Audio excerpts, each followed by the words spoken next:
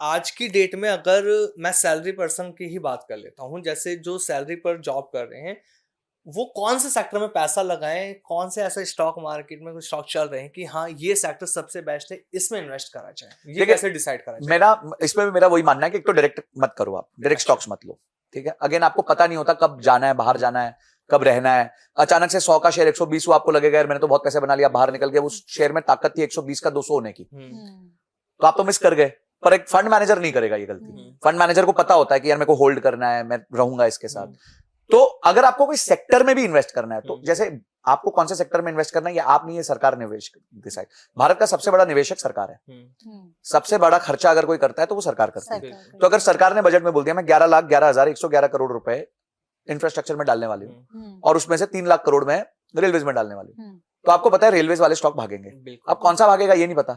तो रेलवेज का स्टॉक्स का अगर कोई इंडेक्स है, जैसे एक इंडेक्स होता है जिसमें आपके पास सारे इंफ्रास्ट्रक्चर के कंपनीज होती है, एक इंडेक्स होता है जिसमें सारी रियलिटी की कंपनीज होती है, एक इंडेक्स होता है जिसमें सारी टेक्नोलॉजी की कंपनीज होती है, जो सेक्टर आप, और एक में होता है जिसमें ऑटोमोबाइल की होती है। तो आप इंडिविजुअल बेट मत प्लेस करो, आप सेक्टर पे जब बेट प्लेस करते हो तो सेक्टर का इंडेक्स खरीद लो। ठीक है। Instead of buying let's say Maruti, you buy NSE automobile index, जो म्यूचुअल फंड्स के थ्रू आप खरीद सकते हो, ईटीएफ्स के थ्रू आप खरीद सकते हो। ठीक है। उसमें क्या होगा, ये सारी बड़ी कंपनीज उसमें ऑलरेडी हैं, बिल्कुल। तो जितना उनका प्रपोर्शन है, वैल्यू है, जिस हिसाब से वो परफॉर्म कर रही है, उस हिसाब से आपका फंड भी ऊपर नीचे होता रहेगा। तो आपने बेट भी ले लिया एक पर्टिकुलर इंडेक्स पे, आपको लगता है जी आईटी बहुत परफॉर्म करेगा आगे जाके, ये एआई आ गया, प्रॉफिट्स बढ़ेंगे, नया नया कुछ होगा, तो आप एनएससी का आईटी इंडेक्स खरीद लो, उसमें निवेश करना चालू कर दो म्यूचुअल फंड्स के माध्यम से। आप क्यों तय करते हो कि टीसीएस खरीदना है, इन्फोसिस खरीदना है या फिर एचसीएल टेक खरीदना है? वो आपकी अंडरस्टैंडिंग, आप में वो ताकत ही नहीं ना। आप मतलब एक निवेशक आम इंसान में वो ताकत नहीं है, वो बैलेंस शीट नहीं पढ़ सकता, तो जिसका काम उसी को साझे। आप आईआरएफसी का जो शेयर है उसको किस नजर से देखते हैं? आज की डेट में देखिए पिछले तकरीबन 6 महीने में बहुत हाइक गया है, 200 प्लस अभी भी चल ही रहा है, तो उसका फ्यूचर आप कैसे देखते हैं? देखिए, मैं अगेन आपको सेम चीज बोलूंगा, मैं ये सब करता ही नहीं हूँ। प्रॉब्लम ही है, मेरा निवेश में पूरे महीने में 1 घंटा नहीं जाता, स्टॉक मार्केट में देखता ही नहीं। मेरे को जरूरत क्या है, मेरा फंड मैनेजर देख रहा है, मैं तो बड़े बड़े फंड मैनेजर रख लिए तनख्वाह पे, मेरे फंड का वो 0.5% ले जाते हैं, ठीक ले जाओ, मेरे को अच्छे रिटर्न्स कमा के दो। मेरा काम नहीं है ये सब, माय पॉइंट इज मेरा काम नहीं है, मैं वो करूंगा जो मेरा काम है।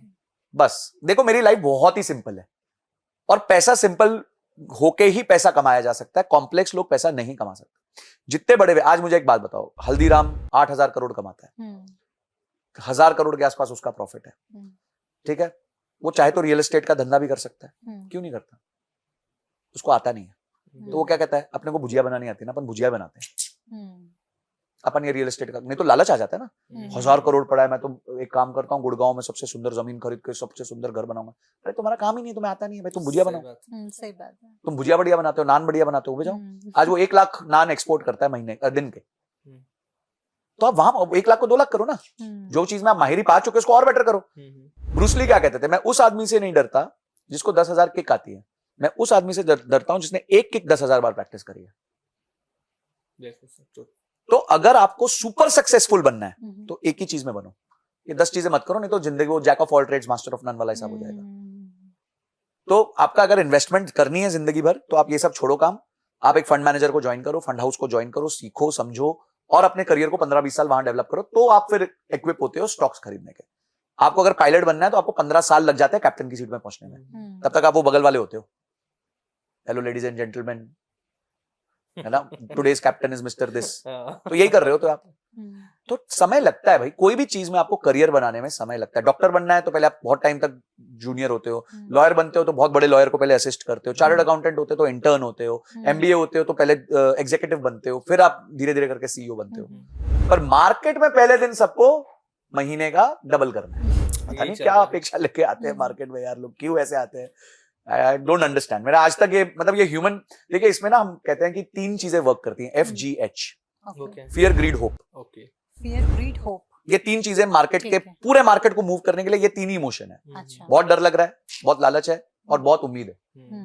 कभी कभी स्टॉक गिर जाता है, उम्मीद हो हे भगवान ही उठा, अरे भगवान क्यों उठाएंगे भाई, वो स्टॉक कुछ और कारण से गिरा है। तो हम कहते हैं hope is not a strategy, सिर्फ होप करना नॉट स्ट्रेटजी, एक्शन लेना पड़ता है।